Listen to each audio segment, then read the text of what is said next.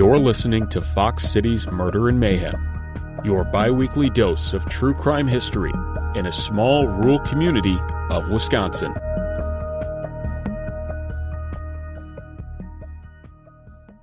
Hey everybody, thanks for tuning in to the Fox City's Murder and Mayhem podcast. I'm Eric Walterkens. I'm Gavin Schmidt. And Gavin, hit us with our topic for the day.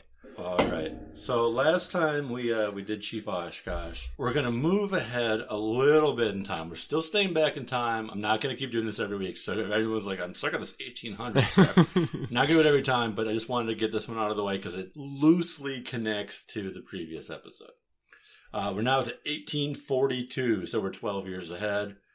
And what I'm telling you today is loosely adapted from an article by Jack Rudolph. Jack Rudolph has been dead for 35 years now, but he used to write a series of articles for the Green Bay newspaper on local history.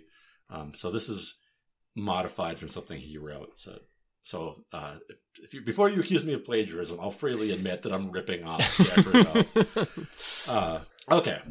Start with a man named Charles Arndt. Charles Arndt was a young and upcoming man in Brown County in Wisconsin politics. He was the son of Green Bay pioneer John Arndt. He was a graduate of Rutgers University. He was an attorney. He was a probate judge. He was a newspaper editor. He was headed for a brilliant career. He had everything going for him. He had been a member of the Territorial Council since 1840. And to put this in context, again, for people who do not know, Wisconsin did not become a state till 1848. So the 1830s and 1840s. The Territorial Council is basically the state legislature. Then we have James Vineyard. He's from Grant County, which is the total opposite end of the state, basically like the Platteville area. He was also not just on the opposite side of the state, but he was on the opposite side of the political fence. In those days, the politics really weren't that divisive. The biggest issue was whether you were a fan or not a fan of Governor James Doty. And you may recall Doty from last time, where he was a judge. Now he's the governor. So nice step up for him. Nice step up. And there's a whole bunch of stories about Governor Doty, and this guy is a very shady individual.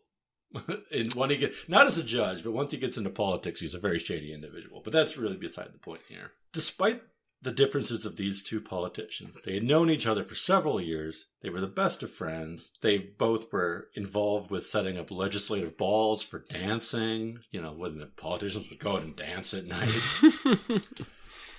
Vineyard had actually lived with the Arndt family for a while when he was staying in Green Bay. The two men even occasionally lived together while staying in Madison.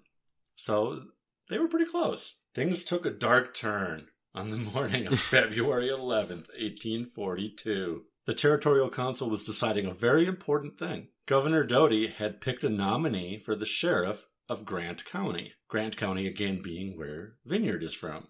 There was strong opposition, especially from Vineyard, and a motion was made to table the matter. They said, we can't agree on your pick for a sheriff. Let's just hold off on this for now. Come back to it. Well, all fired up, Arndt says, no. We're not going to table this. We're going to solve this right now. He says, I don't know why you have a problem with this pick, Mr. Vineyard, since previously you and I had a conversation and you recommended this very nominee in very high praise. So why are you now against him? Well, Vineyard then turned and he said, Mr. Arndt, you are a liar. Well, Arndt may have been Vineyard's friend, but he could not stand to be called a liar. That just would not stand. So at this point, he only had two options. He either had to shrug it off, or he had to fight. I'm going to guess he took the fight option in this scenario. Yes. So Arndt turns around in his chair, and he demands Vineyard take it back. Take it back. I am not a liar. Vineyard refused, and there was a vigorous exchange of unpleasantries. And then the chairman had to rap his gavel for order. He said, stop this fighting. The two men stopped fighting. A few minutes later, however, a vote was taken to adjourn for the day, to close down the session for the day. And Arndt said, no, we're not closing the session for the day. He went out of his chair, he walked over to Vineyard, and he said, before we close today, you tell me I am not a liar. So they started fighting again. Well, this time the chairman again banged his gavel, and they stopped for a little bit. But before they could vote for adjournment, they started fighting a third time. Once more, he said, please do not call me a liar. And Vineyard says, no, you are a liar. And they would fight. He goes, not only are you a liar, you're a big fat liar. Like literally it says that. Yes. Yes.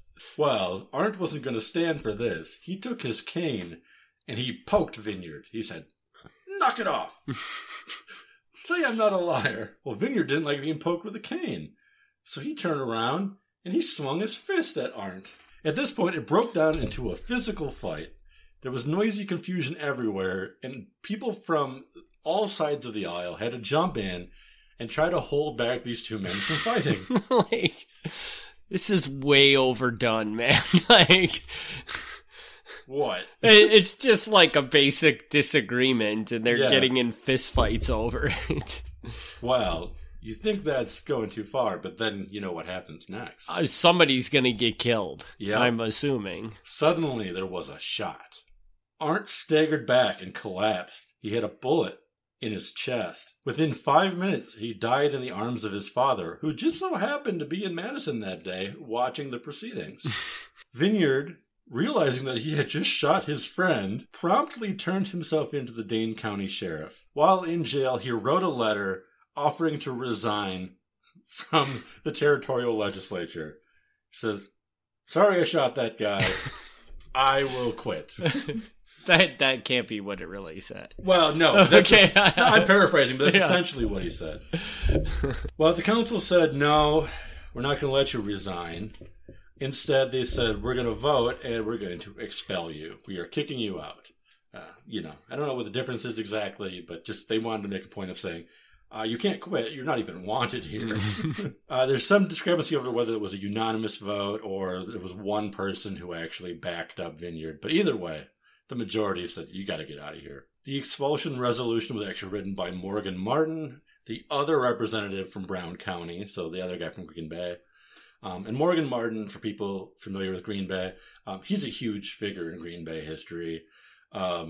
Big landowner. He actually owned a majority of the land that eventually became Milwaukee. And he still has his house that he lived in is still in Green Bay today. It's now a museum. And strangely enough, Morgan Martin is the cousin of Governor Doty. So, could be a coincidence. It could be favoritism. I don't know. But anyway, two cousins in the state government there. The shooting caused a national sensation. Eastern newspapers played it up vividly, and some Washington circles used the incident to bolster their claim that the Western territories, especially Wisconsin, were too uncivilized to become states. We can't let these territories become states. They're shooting each other in the middle of Congress. Which is a little extreme. Yeah. By sheer coincidence at this time, Charles Dickens, the famous writer, is touring the United States. While touring it, he is writing a journal of everything that's going on his visit. So he actually writes in his journal that, what the heck is wrong with these Americans? So Charles Dickens, who, you probably know best for A Christmas Carol, actually has a book where in it he's complaining about Americans shooting each other in Wisconsin. Well, the Green Bay district, this is now the section where the courts would be. They were furious and they demanded the right to try Vineyard for murder. Tempers were not soothed. He was tried for manslaughter and he was acquitted. He used the plea of self-defense. Now, nobody really disagreed that this was kind of sort of self-defense. I mean, he had called his friend a liar, but it was the other guy who came over and started physically poking at him. So he did have the right to defend himself. But at the same time, even those who agreed that he had the right to self-defense thought it might have been a little extreme for him to shoot the guy. And he goes, and they further said, you probably don't even need to bring a gun into the Capitol. That might be a little extreme. I'm a little surprised that they, I guess very common for probably people to walk around with a gun in this time frame. I'm thinking, again, this is 1840s, so I'm guessing at this time,